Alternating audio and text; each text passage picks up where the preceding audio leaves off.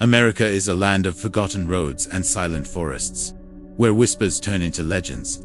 Tonight, we dive into 10 true or terrifyingly true urban legends that will keep you awake long after the lights go out.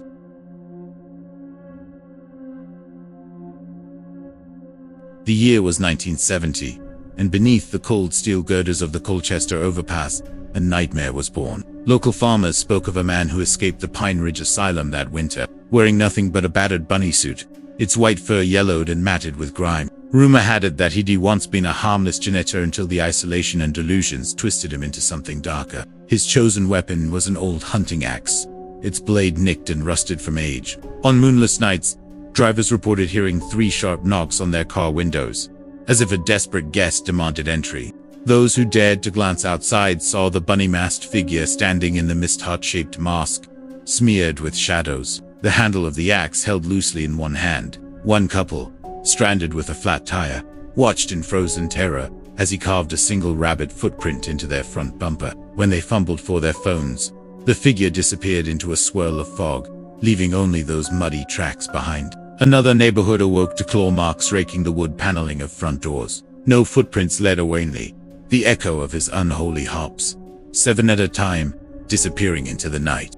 Some say the Bunnyman still patrols those dark highways, a twisted sentinel guarding his forgotten domain. Park there long enough, and you might hear his song, a low, rhythmic tapping, like giant paws against metal. And if you sleep with your window open, he might whisper your name through the bars, inviting you to join him under the overpass. They call it an urban legend. But every year, someone goes looking for rabbit tracks in the mud, and every year, someone else never comes back. 2. The Black-Eyed Children, Texas. It was just after dusk when the first knock came. 2 soft taps at the door, polite but insistent. Emily thought it was her friend arriving early until she glanced through the peephole. There stood 2 children, a boy and a girl dressed in outdated clothing, their faces unnaturally pale, almost luminescent in the porch light. Emily slowly cracked the door. They looked exactly like kids from the 1950s, the boy in suspenders, the girl in a frilly dress. But when they spoke, their voices were hushed, unearthly. "May we use your phone?" they asked in perfect unison. Their breath was cold on the threshold, as if the night itself exhaled through them. Emily hesitated. She didn't remember any friends coming over. She replied, I don't have a phone here." The children's heads tilted, inhumanly smooth, like dolls on a string. That was when she saw it, their eyes, completely black, voids absorbing every flicker of her flashlight. Panic surged. She slammed the door shut, heart hammering. She pressed her back against the wood, gasping for air. For a moment, silence reigned. Then a scraping sound, tiny nails dragging across the door's pane, a slow rhythm, deliberate. When she dared to look through the window again, they were gone. No footprints in the damp grass, no sound of running, just the echo of that polite request. She slept fitfully, dreaming of small hands gripping her ankles. The next morning, Emily found scratch marks devouring her wooden doorframe, carved in pairs like finger joints biting deep. Those marks stayed for weeks, no sign of repair. Neighbors claimed they never saw any children at her house, but they all remembered Emily's frantic calls that night. Since then, stories spread across Texas. The black-eyed children arriving at homes, motels, even RVs parked on the highway. They knock with soft persistence, asking for help. They never smile, they never blink. And if you let them in, well, no one who does ever seems to come out again. Some say these are ancient spirits, cursed to wander until someone lets them cross the threshold. Others whisper they attest a momentary glimpse into a darkness that resides just beyond our world, waiting with hollow eyes. They are called urban legends, but every couple of months, a new thread appears online. Someone heard the knock, someone saw the eyes, and someone still won't talk about what happened after. 3. The Phantom Hitchhiker, Route 44, Massachusetts. It began on a fog-laden evening, along Route 44, a stretch of road famed for its twisting curves and dense, whispering woods. Folks called it the Devil's Highway, but no one spoke of memento reports surfaced of a lone figure hitchhiking at mile marker 7.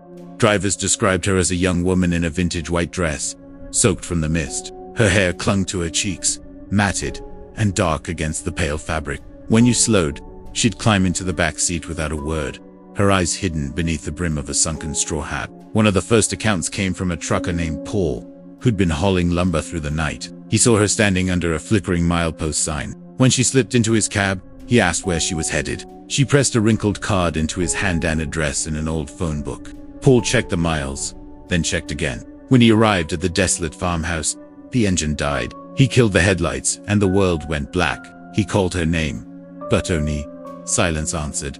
Gathering courage, he stepped out, and there she was, standing by the door, ghostly in the dim porch light. He ran back to his truck, tried the ignition. When the engine finally roared to life, she was gone. In his hand, the card had aged, the ink faded, the paper brittle. The address belonged to a house abandoned since 1921, the year a young bride in white had vanished without trace.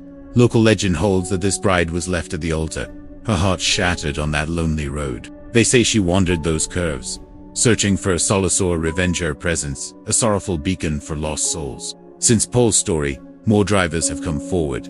A delivery van driver whose rearview mirror caught her silhouette slipping away. A couple who followed her to a dilapidated barn, only to find fresh flowers laid upon a weathered gravestone. Each swears they felt a chill and emptiness that gnawed at their insides. They call it the phantom hitchhiker. She asks for help. She offers no thanks. And when the road claims her again, she leaves behind only questions and the faint scent of roses in the fog. If you ever drive that lonely highway after dark and see someone in white asking for a ride, remember this: some passengers aren't meant to be dropped off. 4. The Elevator Game. New York. In the heart of Manhattan stands the Crestwood Hotel, an unremarkable building by day, but after midnight, a single elevator can transport you beyond the laws of reality. Legend warns: play the elevator game at your own risk. The rules are deceptively simple. Enter the elevator alone. Press the button for the 4th floor. When the doors open, press to then enter the elevator again, and press 6. After that, press to one last time, and you should arrive back on the 1st floor. Except it never feels like the 1st floor waiting for you. It feels wrong. One blogger, fascinated by underground lore, recorded his attempts. He stepped in at 11:57 p.m. The panel lit up. 1, 4, 2, 6, 2. The elevator hummed, descending past a service level, beyond the basement. The dings were offbeat. The lights flickered green and red. The digital display read L4 Limbo. When the door slid open, he saw a corridor padded in dark velvet, no carpeting. The walls oozed moisture. A lone lamp cast a sickly yellow glow at the far end. Shadows moved in impossible ways. A silhouette hunched and stretched like taffy. He stepped out, camera rolling, breath ragged. He tried to call out, his voice caught in his throat. Behind him, the elevator doors shut with a soft thud, but the elevator didn't return. He slammed the call button. Nothing. The corridor remained silent, save for a distant drip of water. Panicked, he retraced his steps, hitting 2 to return. But the panel displayed no numbers, only a single blinking red dot. He pressed randomly.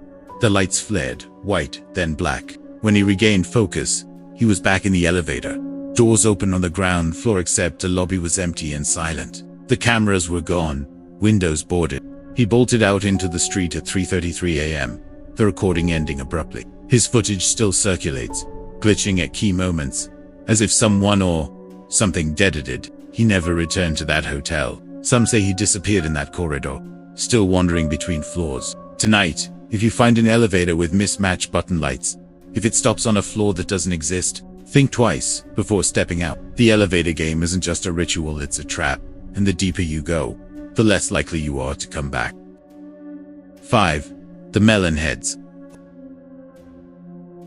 Tucked away in the shadowed forests of northwestern Ohio lies an imposing red brick asylum and institution, abandoned half a century ago. Locals refer to it in hushed tones as Pine Grove Asylum, where the lines between science and cruelty were blurred beyond recognition. During the late 1940s, the facility's children's ward was the subject of clandestine experiments aimed at treating hydrocephalus, an accumulation of fluid inside the skull. Rather than healing, the procedures warped their bodies. Their heads swelled into grotesque globes, veins pulsating where skin should lie smooth. It wasn't long before the asylum's administrators deemed the children too dangerous to inhale. Locked away in subterranean wards, they were left to shuffle through damp corridors, their humming cries echoing beneath rotting floorboards. The asylum closed abruptly in 1968, after rumors of inhumane treatment leaked to the public. Ever since, explorers and urban adventurers have reported disturbing encounters. Campers pitching tents near the overgrown perimeter claim they hear a monotone hum as dusk falls, like hundreds of voices chanting in unison. The sound creeps along the forest floor, rising in volume, until the darkness becomes unbearable. Several have dared to shine flashlights between the trees, only to catch two or more orbs hovering unnaturally low, glowing a sickly yellow in the twilight. Those eyes belong to the Melon heads, as the locals call them. The asylum's architecture still stands half devoured by ivy and moss, with broken window panes glinting like empty sockets. There, at the edge of the concrete foundation, footprints circle in the soft earth, tiny, misshapen imprints, each wider than a man's palm. One story tells of a college student named Laura, a photography major chasing the perfect shot. She ventured inside the asylum grounds at sunset, her camera clicking with every step. As she raised her lens toward a disused entrance, a guttural hum reverberated through the air. She pivoted to see two figures emerging, small bodies hunched over, heads swollen grotesquely, their humming building into a guttural wail. Laura fled, stumbling through undergrowth, the hum chasing her until she tripped. Her camera lay fit. When she dared to look at the display, the last photo showed a face pressed against the lens, a melon-shaped skull, veins like twisted vines, its mouth stretched wide in a silent scream.